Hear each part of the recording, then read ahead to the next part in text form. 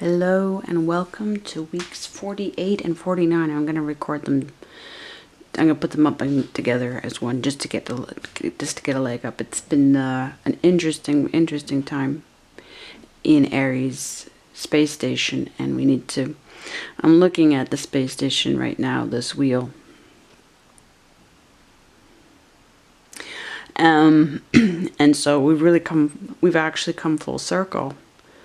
And we only have the one sign, the one house left to do, Sagittarius.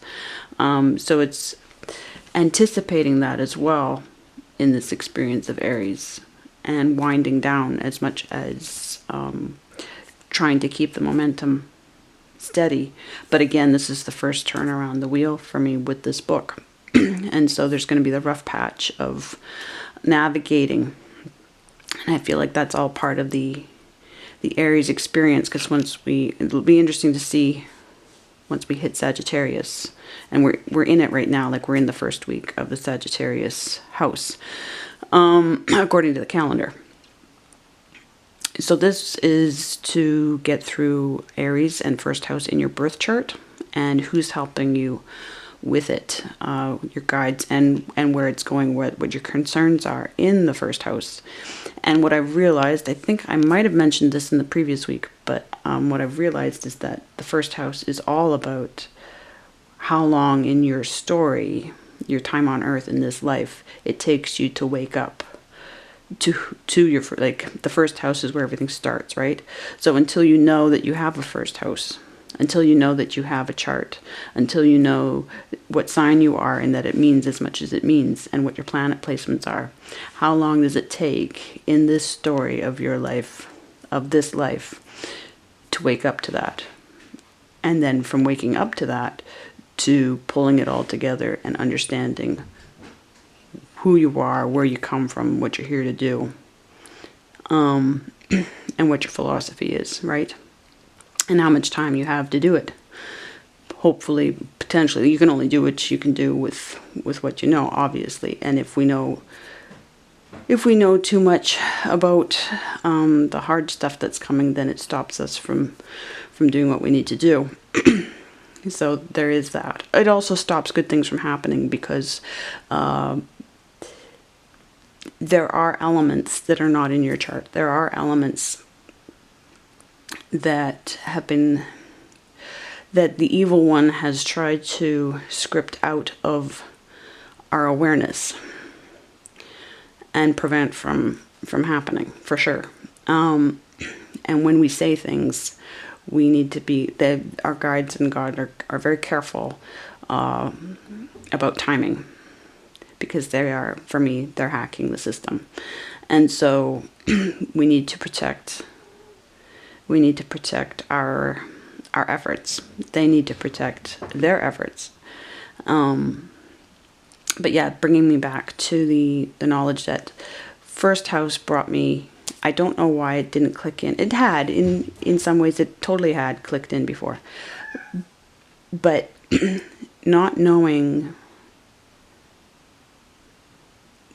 for so long about the influences of Uranus, even Chiron, Neptune, and Pluto, that in the nakshatra system they're not even included in that, because because they're very recent discoveries, but they're not recent influences. Yes, they've been influencing us all along. So it just goes to show always how we've been made to crawl to understand the universe, obviously, but that the astrologies aren't updated likewise. No, it's very interesting. There's a level of control there, similar to how the Western zodiac is controlled, even through sidereal placements, to be a false even split of 30 degrees all around the circle, right?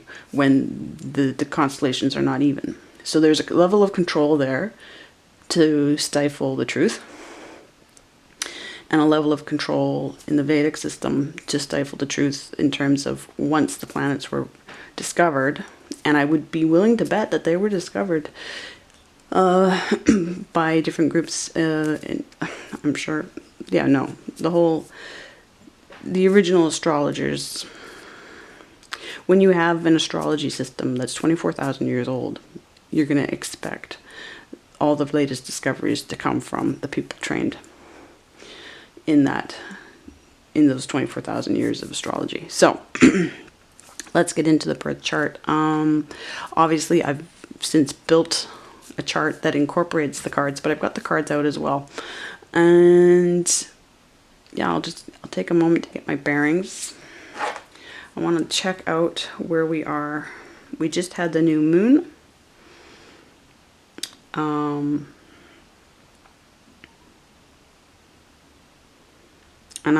as far as I'm concerned, it was in Aquarius. That's what they said it would be. Some of us were saying Pisces, but it hadn't quite, I don't think it quite reached Pisces. I did take screenshots, I'm sure. But let's just see. Also, I don't think too much, well, I've been checking on the placements for the readings. There we go. Venus and Mars still side by side. And that's been like over a week now, if not more. Definitely into Capricornus. So that's kind of a sweet situation, I think. Some synergy, shall we say. Mercury in the ass of Capricornus. Okay. But all that aquatic energy, that coming out of the water, but going back into the water because the goat is out of the water. Heading into... yeah. Okay. So probably mostly into... No, still a bit of that Saturn energy. It's going to be strong in your mind.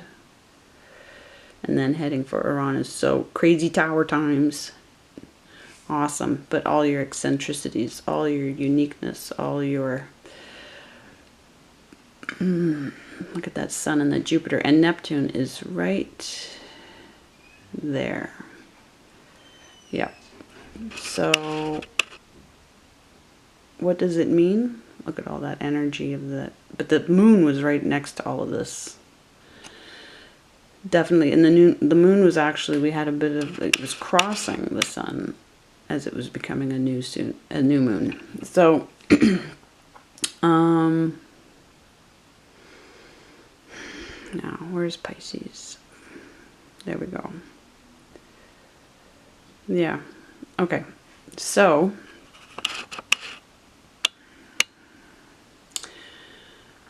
your instincts and triggers, sun, right on top of that Jupiter. Well, not at all. Not at all, but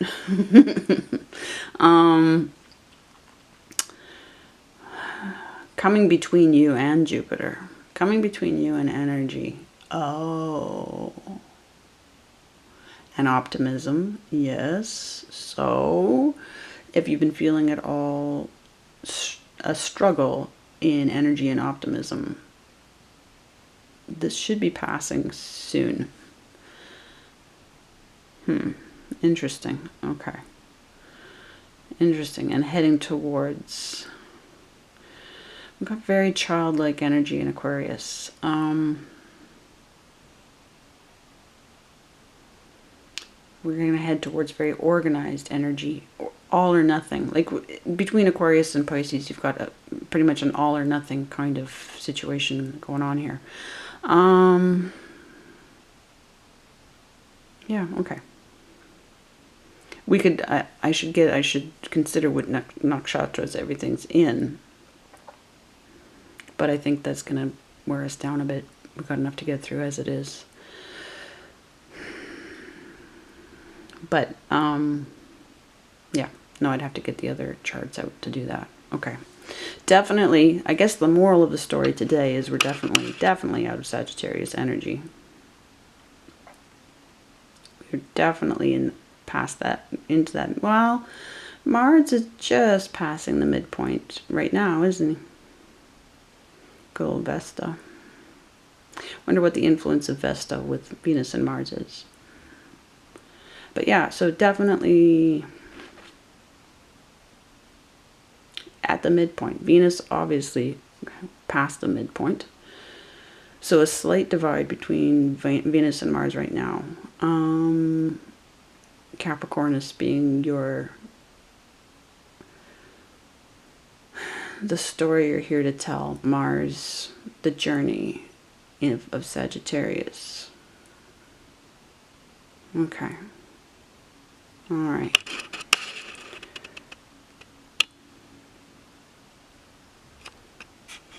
I thought I'd check where the moon is. It's over in Pisces. Now it is. So it's still like a quarter moon. Not quite. Okay. And yeah, so that's the ecliptic, yes. And then here we go with Aries. So it's Uranus. And there we have Bharani.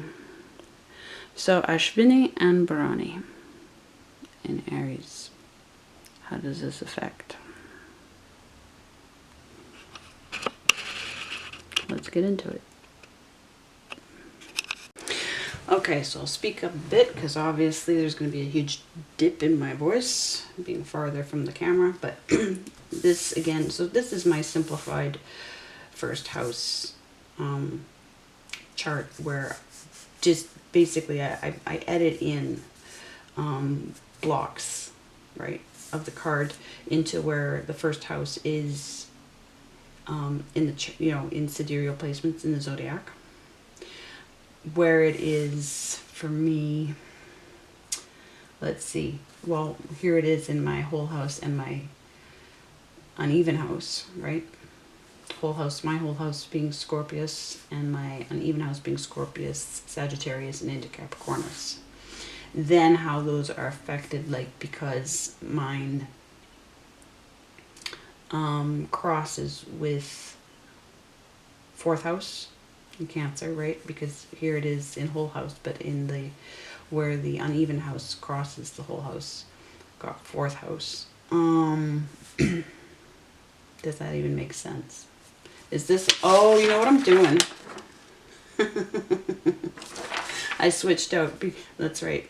I switched, I'm saying fourth house because I fixed the chart, but I didn't revise this one. The moon in tarot is Pisces, but in astrology it's Cancer. And I decided that actually the Chariot is a very, while it has Cancerian symbols on it, and Cancer is very much about balance, so is Pisces. And Pisces have the two fish, same as the Chariot has the two horses, and Pisces wears all the crowns and is all the houses, and it's the Emperor driving the Chariot. So I actually switched out and I put the astrological placement for the moon card back with Cancer, and I put the Chariot with Pisces. So this is really Pisces. Okay.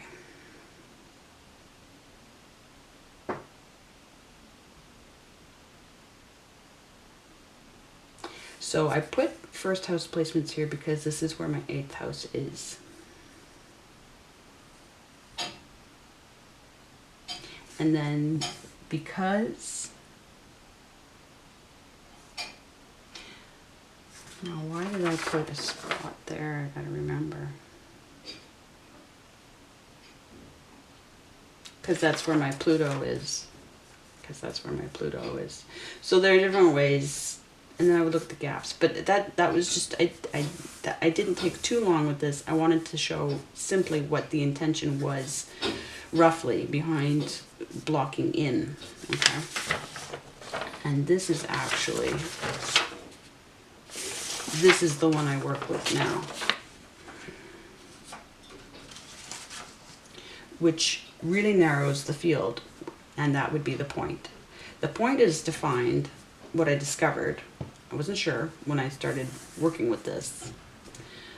These all connect to, they're very specific as to especially the uneven house placements. And then I edit, I'll hold this up to the camera, but I edit according to which section. So I insert a shape. I edit it specific to that section. And then I decide which part of the card is speaking to me for placements there. Like we're really getting into a tarot astrological experience here. letting the visuals, and this is going to take a little bit of explanation, but letting the visuals as they lay on the chart add another dimension. Do I have any way to prove that? It's in the detail work. But what I'm looking for, I take the overlaps between the whole house system and the uneven house system, and then I get specific as to which nakshatras, yes, which padas, which of the 4 sections of each nakshatra. I get fairly mathematical, and I make sure that there is a correspondence. If there's part of a 7th house missing, then it has to miss pretty much everywhere there's 7th house, right? And so what we do in this space station, right? We're looking for alleyways, we're looking for lanes, we're looking for these gaps, okay? Everything means something, so you're looking at all of it as well. But we know that I've learned about gaps in this experience, in this workbook experience, right? If we go back to probably when we were in 2nd house, is that when I dealt with the gaps? Yes. That's when Roshan Sylvia did the message about the gaps, and Ali's Tarot did the message about the gaps. And so I'm looking for what I can find out about myself in these gaps. There's a very narrow one here, yes? And a narrow one here. So I found 7 of them, right? And then I go and I list them out, okay? It's too much for the one work page, this one, which I've already modified. But obviously this is going to require some editing in future versions of this book. So that's, in order to arrive at these gaps, the math has to be right, pretty right. Obviously, I didn't use a grid. I didn't actually, because I did get fairly mathematical in how I made sure that the sections are pretty much equal. Would we want to build something from this blueprint? Not necessarily. But then everything's moving anyway, right? We're not building a ship here. This would all be atomic. This would be molecular. So everything's shifting and moving. Well, ships are molecular, but you know what I'm saying. So same old as was always said in the introduction to this book, that by approximations we arrive at some kind of accuracy, right? Atoms, electrons are always moving. The nucleus is always, changing, right? So we try and pin something down as best we can. But yes, so once I've combined the whole house placements with the uneven house placements, that's how I arrive at this. And I do this all in Word, as a Word file. And you insert a shape, and you can edit the points of that shape. And you have to do, some, what am I trying to say? God, I just finished typing it out. Okay, anyway.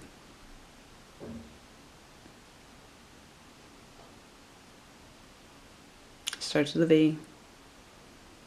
Anyway. I'll see how closely I can get this. And I need to keep I keep it faint so that I can actually read through it, right? But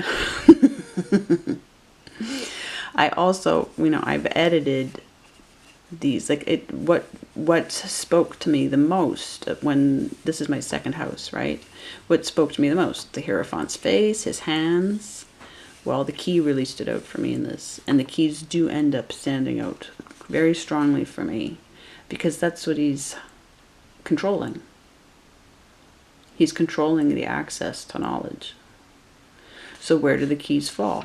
When we edit the image this way, on this curve, how do the keys fit into that? I don't manipulate. You could decide that, okay, so I want the image to go that way, but that's not how I worked it out for myself.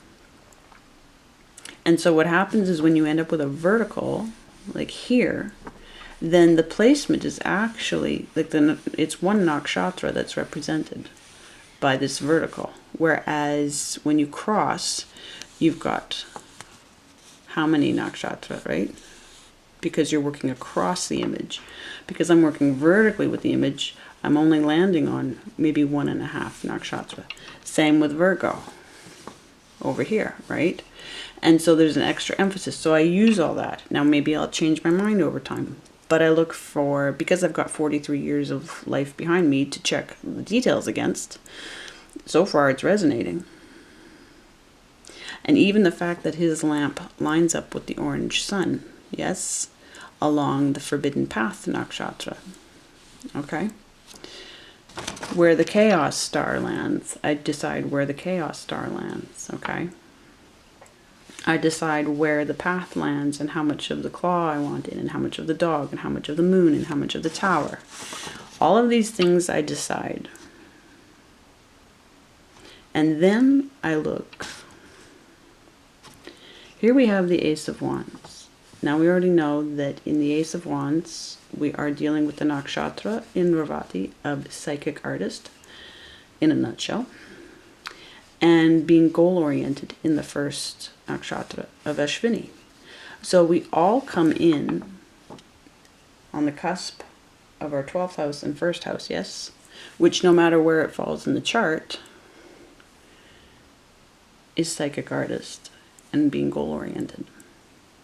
All of us come in that way. Then we configure it with where it falls. So for me, now the question is, where's the Ace of Wands here? Do I put the Ace of Wands here or here? Well, what's the Ace of Wands lining up with? The feather. The feather in his head. Where's the feather in his head? Here, right? Where's his head? Where does his head line up? Okay. That's how I calculate it. You're like, what? Yeah. I think that the eye in the sky that put us here thinks exactly this way. So, now you'll still get an answer if you say, if you look at the Ace of Wands as being here, because I do have an ace here, because the first house starts here as well as ends here, right? In the overlap. You could say the Ace of Wands is over here. You'll still get an answer, right? It's a question. It's a question of how deep an answer you want. So then I look at where his head's lining up with, roughly speaking, right? Look at where his head's lining up with here. I know that Blue Rose is very significant. I'm part of the whole Blue Rose task force from Twin Peaks, because a lot of my work started with a Blue Rose before I ever knew about Blue Rose task force, with murder victims that come to me for help.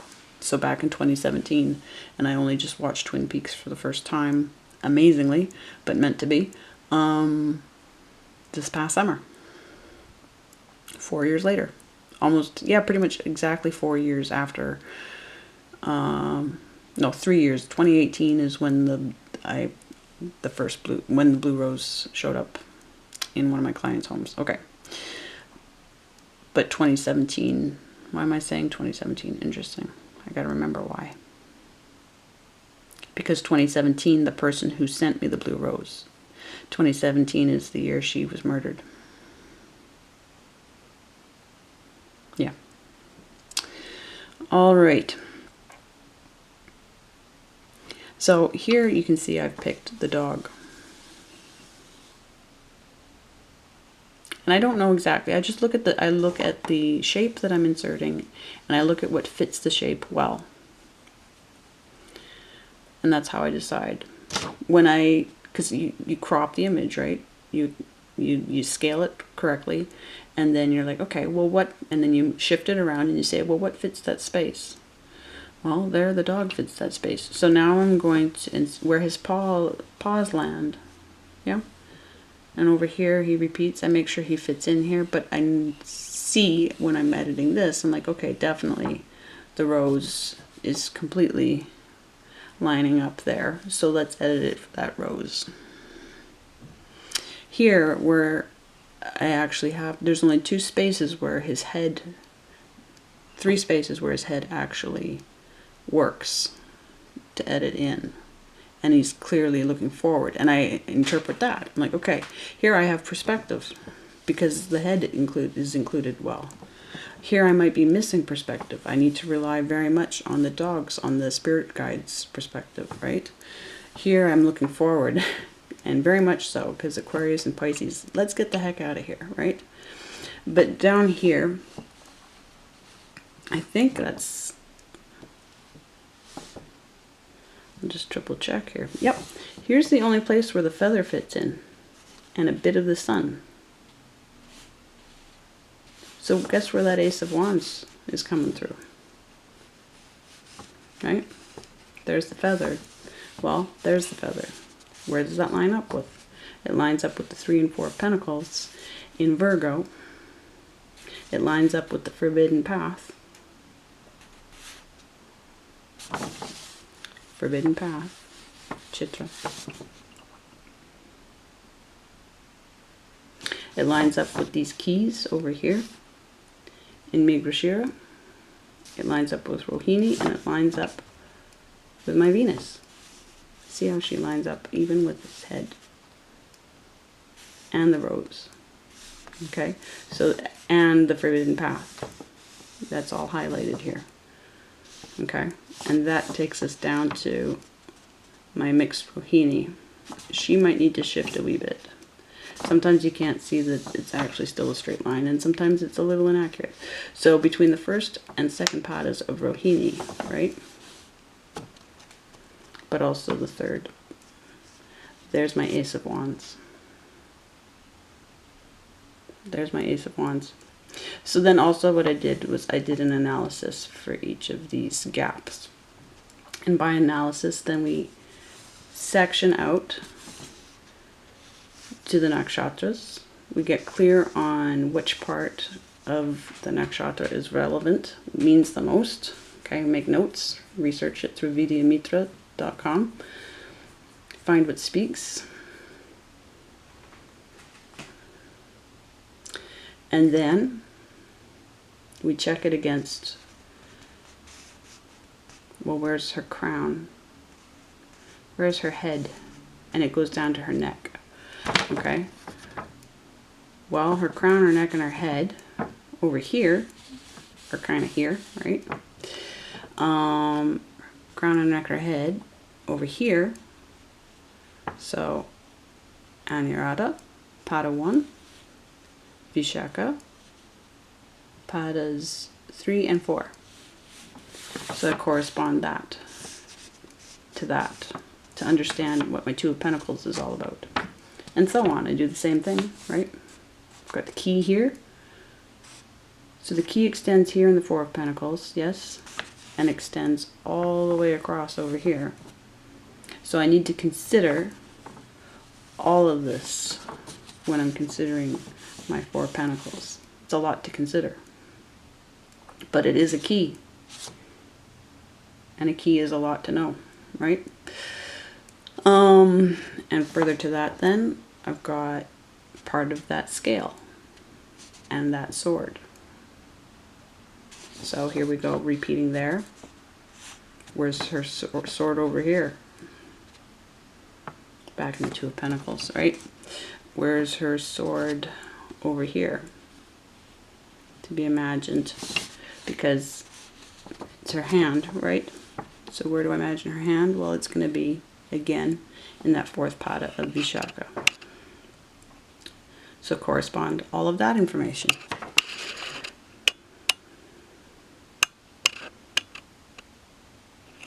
And that's how I arrive. I had done it previously.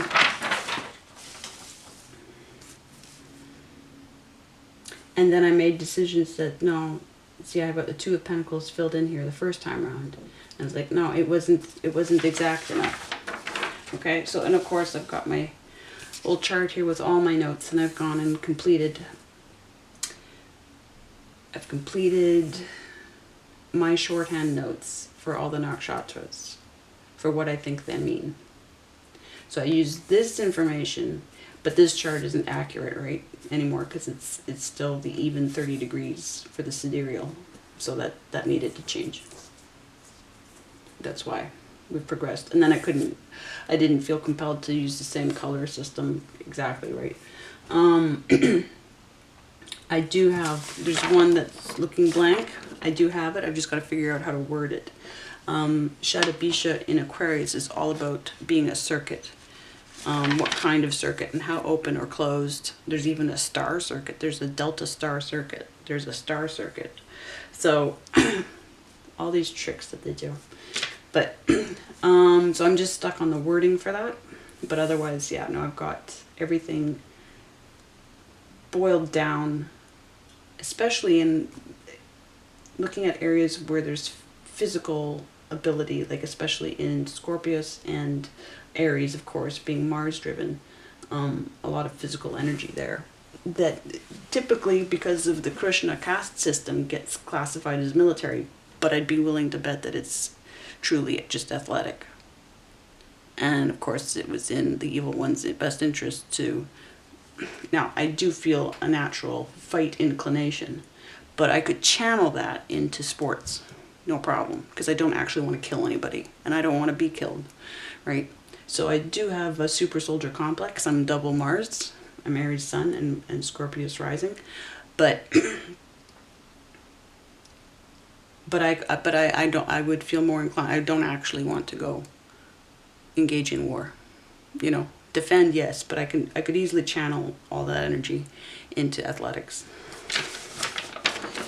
So when we get to this page now, getting back to actually going old school almost with this book and dealing with Scorpius and the houses, that's where I even got the cards out again just to double check things.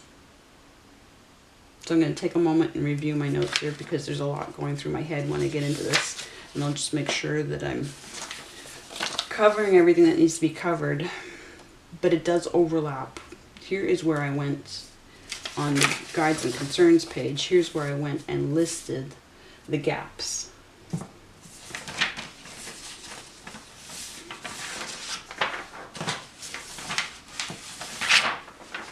Alright, so the Two of Pentacles, the Four of Pentacles, etc., etc. So I listed them here and wrote out the information that I was cross-checking with the placements, right? And what I end up with is pretty much exactly with where I'm at. It's exactly, there are things about it that are tweaking how I see myself. They're actually sort of almost straightening my spine, as it were, in terms of being a little, this is about as diagnostic as I'd ever be comfortable getting. I had a childhood filled with doctors and nurses because of my mother's cancer battle, and then counselors and things like that for me, and I had health issues just from the post-traumatic stress, and I didn't want medical attention for them. It only compounded the trauma. So the reason, well, and when we're meant to be dealing with things astrologically and magically, then yeah, those environments are torture. Well, for me anyway. Because they're interfering so strongly with the magic, with the spiritual. I realize sometimes they're absolutely necessary, but I don't think they're necessary in the way they exist. I think they could have, you know, obviously with natural medicine, the true history of medical treatment, never needed to be as traumatizing intentionally as it is. They create institutions to traumatize us, period, dot. And you can tell because I'm already looping in my speech from the trauma. So, not that I don't loop anyway. But, so, yeah, I'll make sure that I do. Okay, wheels that you travel along, but there is a hub, obviously.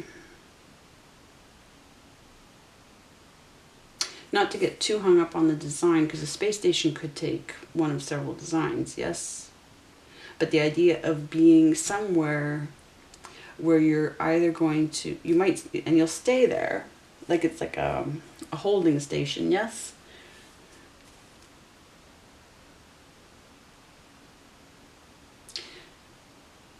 A terminal, but eventually you go, and then you might come back.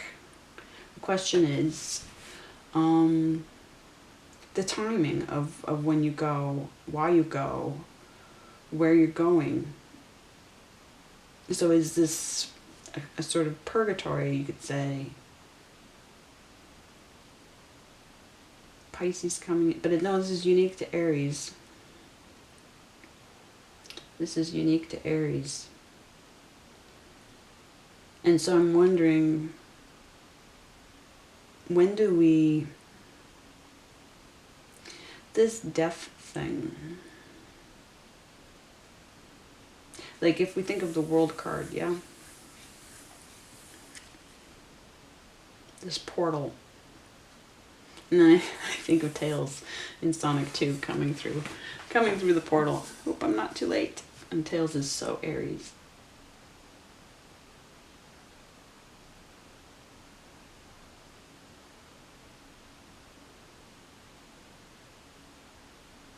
There's been a lot of, this whole month has been about the truckers' convoy and being fucked over by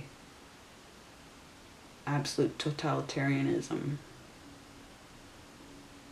Definitely a Mars month. Definitely a Bharani month of Bharani being an outcast nakshatra.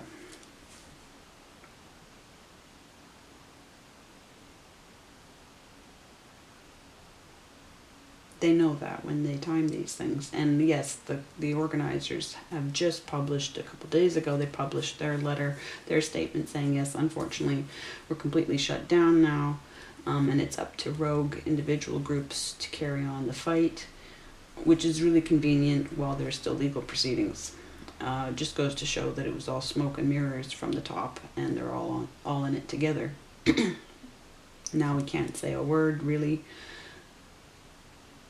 about anything about it here, because it's all about the Ukraine now, and I don't doubt that Ukrainians are going through more crap.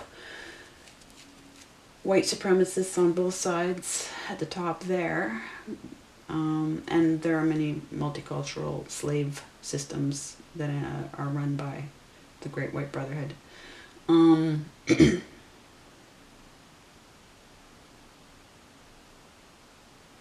So it's not a house of rest. What goes on in your chart with your first house placements, it's where you engage in the fight. It's where you step into the fight. Not step out, because Pisces is stepping out. Sort of, it's like the final word, right? But there are times where Aries, you're going to just take the hit and you're going to have to recover. So there's a lot of recovery required in this house. Without the luxury of feeling like there's time for it. Because the energy is to get back up, get back up, get back up, get back out there. So wherever that hits in your chart,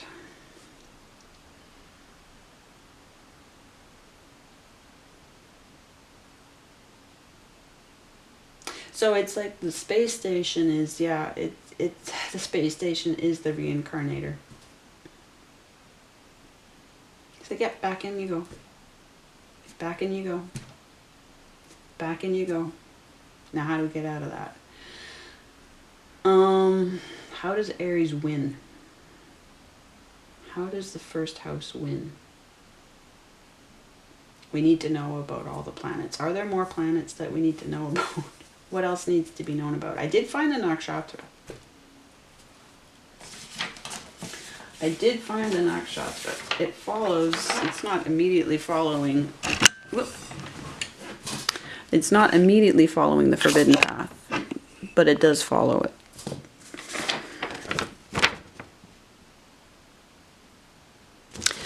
And it is, of course, in Scorpius.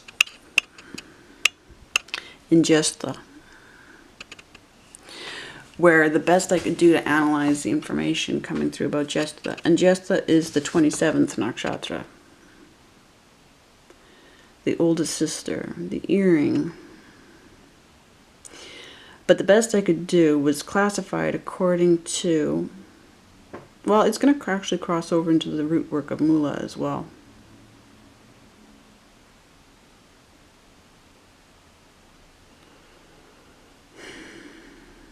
But primarily, no, I didn't. Yes, because I did classify Mula according to, oh, even Purva. Yep, even Purva, Ashada, until we got through all the signs. Okay. Starting with Sagittarius, but in terms of understanding the planets that aren't accounted for. So it's the secret information, right? And that's the scavenger hunt of Scorpius. But the best I could do is, and I do believe Sagittarius being right next to Scorpius, because we don't have Scorpius represented as a ruler in this nakshatra.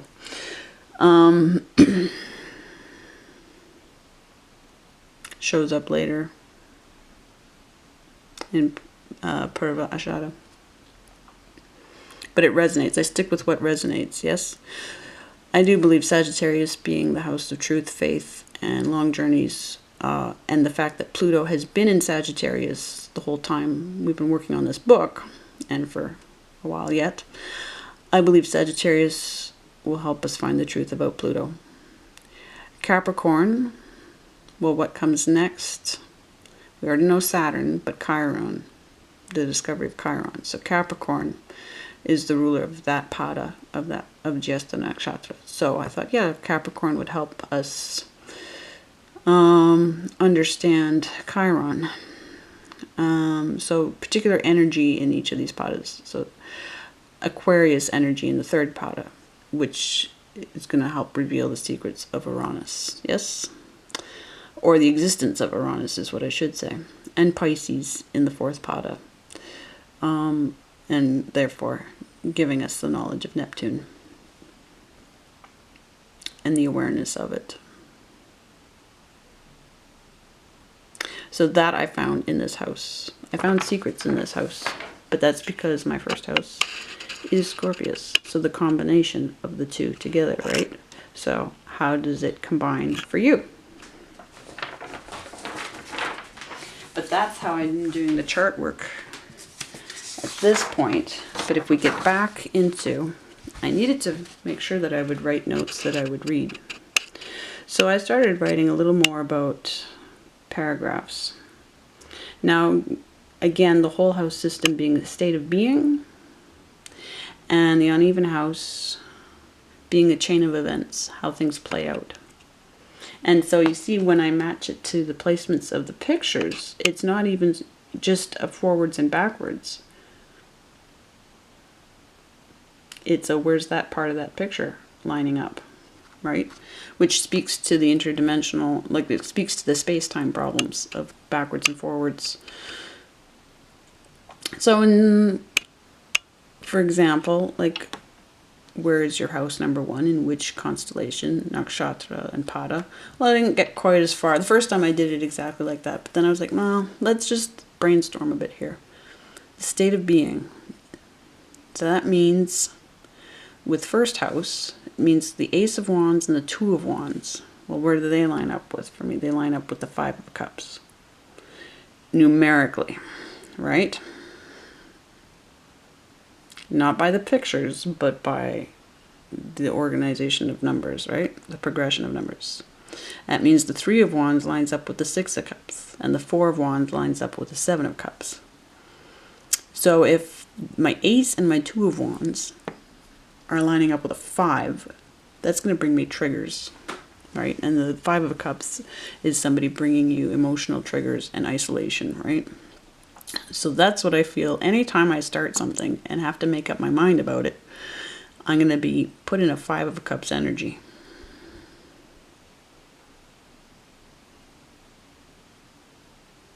As a state of being.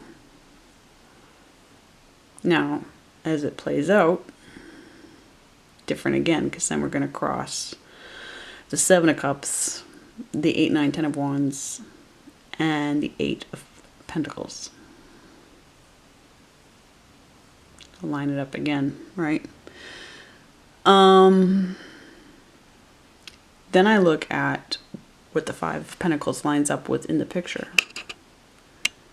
5 of Cups, what am I saying?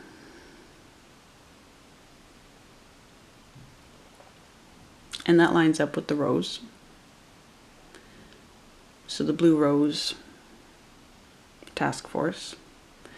Then I noticed like Death's dark cloak, right? Lining up with the 6 of Cups. Now the 6 of Cups, as much as it's a gift from, 6s are gifts, right? And for me, like the cups are always like spirit guides. But it's reminding me of, in the 6 of Cups cards, there's also the meaning of don't get stuck in the past. And I have actually a dark mind. I have what's called aphantasia, and I actually can't visualize much unless I get a lucid dream or I can memorize a photo and kind of burn it in my mind. That's why I do so much photo work, right? And so I look at the dark cloak now in that, and I see aphantasia. These are the shorthand notes that you can make, right? And then